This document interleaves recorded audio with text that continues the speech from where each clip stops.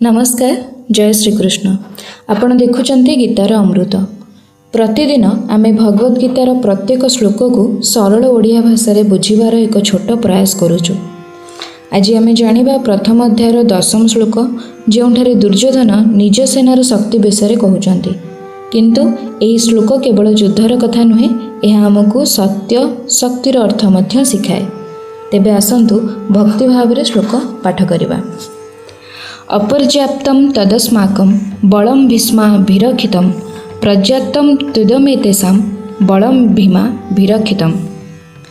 भीष्मଙ୍କ द्वारा रक्षित आंभମାନଙ୍କର सेना अपरिमित अर्थात सबु दृष्टि अजय एवं भीमଙ୍କ द्वारा रक्षित एमानଙ୍କର एही सेना परिमित अर्थात एहाको जय करिबा अति सहज। दुर्योधन निज सेना को भीष्म पितामह द्वारा रक्षित एवं अपरिमित कही केउं भाव देखाइछन्ति। एहा द्वारा दुर्योधन कारण सहित निज सेनार महत्व सिद्ध करिछन्ति।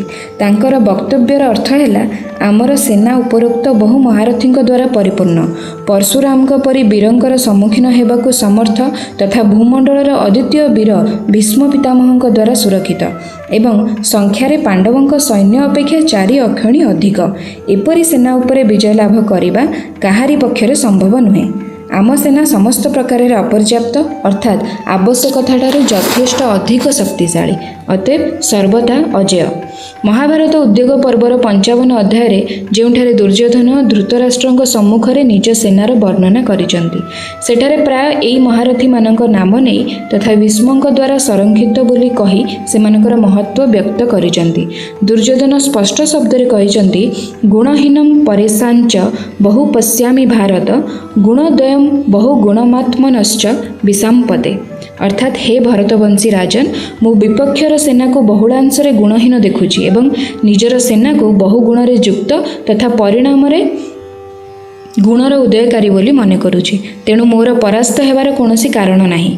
सेहीपरि भीष्म पर्वरे जोंठारे दुर्योधन द्रोणाचार्यଙ୍କ आगरे पुनर्बार निज सेनार वर्णना करिसंती, सेठारे गीतार उपरोक्त श्लोकटी अविकल द्वितीय थर कहि दैचंती एवं ताहार पूर्व श्लोकरे मध्य कहिसंती, अकैकस समर्था हि जोय्यं सर्वे महारथा पांडुपुत्रान् रणे हन्तुं सैन्येनां किमु सहन्ता। अर्थात आपण माने समस्ते एपरि महारथी जे युद्धरे एकाकी ससैन्य पांडव मानक मारिदेबाकू समर्थ अटंती। जदि समस्ते मिसी युद्ध करिवे तेबे तो निश्चित भाव से मानक संहार करिवे। एथिरे कहिबार कौन अछि। अतएव अपर्याप्त शब्दरे दुर्योधन निज सेनार महत्व व्यक्त करिसंती एवं एठारे एही श्लोकटी निज पक्षर योद्धा मानक उत्साहित करिबा पई ही कुहा जायछि। एपरि कहिबा उचित एवं प्रासंगिक मध्य होइछि। पांडव सेना को भीमଙ୍କ द्वारा रक्षित एवं पर्याप्त कहवा द्वारा क्यों भाव प्रकाश पाउछि। एहा द्वारा दुर्योधन पांडव पक्षर न्यूनता सिद्ध करिसंती।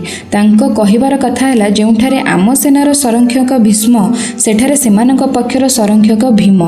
भीम शरीर दृष्टि अत्यंत बलवान हेले मध्य भीष्मक समकक्ष नुहंती। रणकला कुशल शस्त्रशास्त्र निपुण परम बुद्धिमान भीष्म पितामह तुलन में धनुर्विद्यारे अकुशल स्थूल बुद्धि भीमଙ୍କ स्थान केउंठी। तेणु सेमानଙ୍କ सेना पर्याप्त अर्थात सीमित शक्तिशाली। आमर सेना सहजरे सेमानଙ୍କ उपरे विजय लाभ करिपारिबो। दुर्योधन भीष्म पितामह को देखि निज सेना उपरे बहुत भरोसा प्रकाश करुचंती।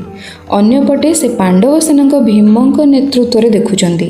से भाबुचंती आम पाखरे अधिक सेना अछि, तेणु विजय आमर हेबो। किंतु एही युद्धर सबुठु बड़ शक्ति से देखि पारु नथिले श्रीकृष्णଙ୍କ उपस्थिति।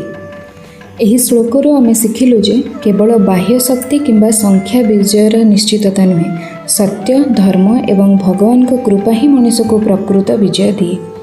जदि आज ये वीडियो आपन को भल लगी थाए तेबे लाइक शेयर एवं सब्सक्राइब करी गीतार अमृत परिवार रे एक अंश हुंतु।